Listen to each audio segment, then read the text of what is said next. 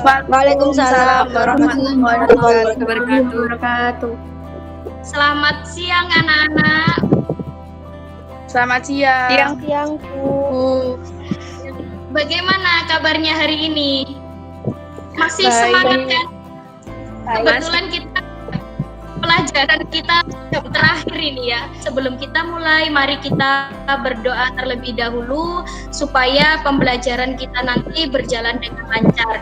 Ila hadratin Nabi Mustafa Rasulullah sallallahu alaihi wasallam. Al-Fatihah. Anak-anak, hari ini kita masuk ke dalam bab 2 teks cerita sejarah, yaitu pertemuan yang pertama. Ada yang tahu anak-anak teks cerita sejarah itu apa? Cerita yang berisi tentang sejarah di masa lalu, peristiwa masa lalu. Berarti pertanyaan saya berikutnya, apakah sebuah cerita sejarah itu berdasarkan fakta anak-anak? Berupa fakta. Iya, betul sekali. Ada yang tahu tidak mengapa kok kita itu perlu mempelajari teks cerita sejarah? Dengan kita belajar teks cerita sejarah ini, kita dapat mengetahui sejarah dari orang terdahulu kita sehingga kita dapat menghormati mereka-mereka.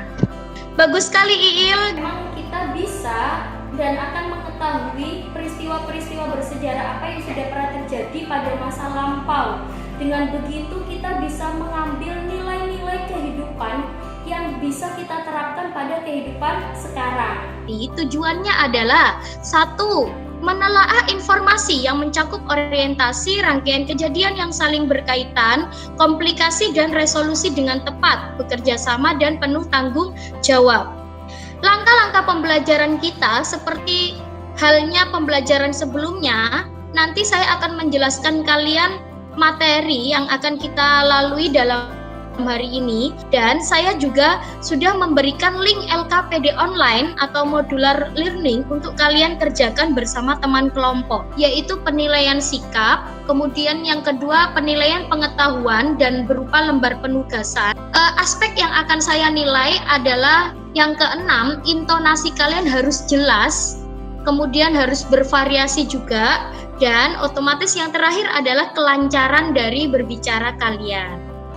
Nah, anak-anak, belajar itu proses menjadi manusia yang lebih baik lagi. Karena apa? Karena tujuan hidup kita yang utama adalah kalian harus bisa menjadi manusia yang dapat memberikan manfaat bagi orang lain. Jadi, saya harapkan meskipun dalam keadaan pandemi seperti sekarang, kalian masih tetap semangat untuk belajar. Teks cerita sejarah adalah teks yang menjelaskan dan menceritakan tentang fakta dan kejadian masa lalu yang menjadi latar belakang terjadinya sesuatu yang mempunyai nilai sejarah. Anak-anak sudah siap presentasi pada siang hari ini? Silakan.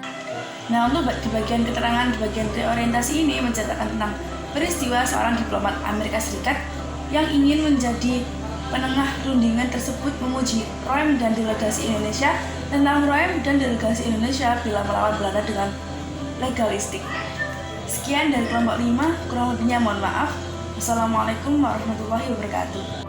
Bisa dijelaskan, Il tadi membahas tentang apa saja, Amel? Membahas tentang struktur dari novel sejarah dan teks sejarah, lalu analisis perbandingan novel sejarah dan teks cerita sejarah. Baik.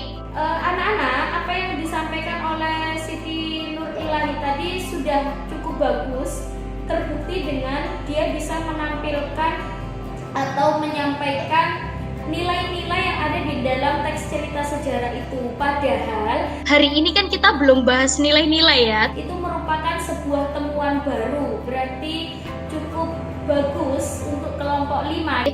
Anak-anak berpendapat itu tidak harus bertanya, tidak harus berkomentar, juga bisa mengkritik atau bisa memberikan apresiasi. Itu juga salah satu dalam bentuk pendapat ya. Jadi terserah kalian, silakan. Seperti yang sudah kita ketahui tadi, kalian sudah menyampaikan presentasi kelompok kalian. Apakah ada kendala yang kalian temui, anak-anak? Bu mau tanya, kalau di struktur teks cerita sejarah itu kan ada bagian reorientasi. Itu tuh selalu di paragraf terakhir apa di kalimat-kalimat terakhir? Baik, Sabina, reorientasi itu memang pada umumnya biasanya ada di paragraf terakhir. Namun tidak menutup kemungkinan yang misalnya hanya terdiri dari 2 paragraf. Otomatis kan kalian tidak bisa mengetahui apakah paragraf kedua itu bagian reorientasi. Kan tidak. Dari situ kalian harus membaca secara keseluruhan. Baru reorientasi itu ada di bagian terakhir dari paragraf kedua itu tadi. Nah, tanda penjedanya bagaimana? Yang paling penting adalah kalian harus memahami struktur dari teks cerita sejarah. Amel mau menambahkan, Bu. Iya, silakan Amel. Pada saat mengerjakan perbandingan antara teks cerita sejarah dengan novel sejarah itu agak sulit, Bu, karena sama-sama menceritakan sejarah. Nah, perbedaannya itu kita bingung, Bu, tadi waktu diskusi. Jadi pada dasarnya memang isi dari teks cerita sejarah dan novel sejarah itu merujuk pada hal-hal yang pernah terjadi. Jadi memang seperti itu. Namun bedanya apa tentang teks cerita sejarah dan novel sejarah? Bedanya adalah kalau teks cerita sejarah, isi ceritanya itu sudah pasti fakta dan pernah terjadi, bahkan ada datanya lengkap. Tapi kalau teks novel sejarah, isi di dalam ceritanya itu hanya menggambarkan, tidak harus sesuatu yang pernah terjadi, bisa saja itu rekaan. Namun tetap didasarkan pada fakta-fakta yang terjadi pada zaman itu. Contohnya misalnya, kalian sudah pernah baca atau nonton filmnya Habibie Ainun? Pernah. Sudah pernah atau belum, anak-anak? Nah, Habibie Ainun itu merupakan novel sejarah atau teks cerita sejarah? Saya ingin bertanya. Novel sejarah. Bagus. Ya, benar sekali. Jadi, novel sejarah seperti contoh Habibie Ainun itu, dia kan memang pernah terjadi, tapi pada masa Habibie Ainun, yang kemudian kejadian-kejadian yang terjadi saat masa Pak Habibie dan Ibu Ainun itu tadi bertemu dibuatlah menjadi sebuah kisah. Lah, akhirnya itulah yang nanti masuk ke dalam novel sejarah. Dari pembelajaran ini, menurut aku bisa itu membedakan teks cerita sejarah sama novel sejarah. Terus sama bisa mengambil moral-moralnya. Sudah? Sudah. Baik anak-anak, alhamdulillah kita sudah melalui proses pembelajaran pada siang hari ini. Ada beberapa hal yang ingin saya sampaikan dalam pembelajaran kita hari ini, yaitu presentasi yang sudah disampaikan oleh kelompok 4 dan 5 tadi sudah cukup bagus. Untuk kelompok 1 dan 2 masih kurang dalam presentasinya. Nanti saya harapkan kalian bisa mengerjakan ulang. Sedangkan untuk kelompok 4 dan 5, silakan kalian nanti mengikuti pengayaan materi, menjawab pertanyaan melalui permainan dalam kuisis.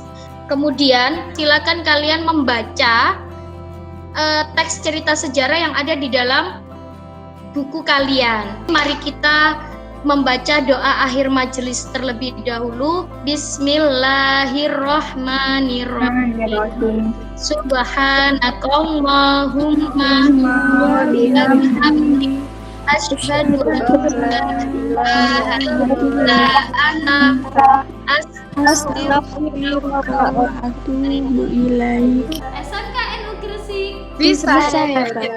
Baik, terima kasih atas perhatian kalian anak-anak. Selamat Mengerjakan pekerjaan berikutnya, selamat beristirahat. dan semoga pembelajaran kita hari ini dapat kalian terima dengan baik. Wassalamualaikum warahmatullahi wabarakatuh.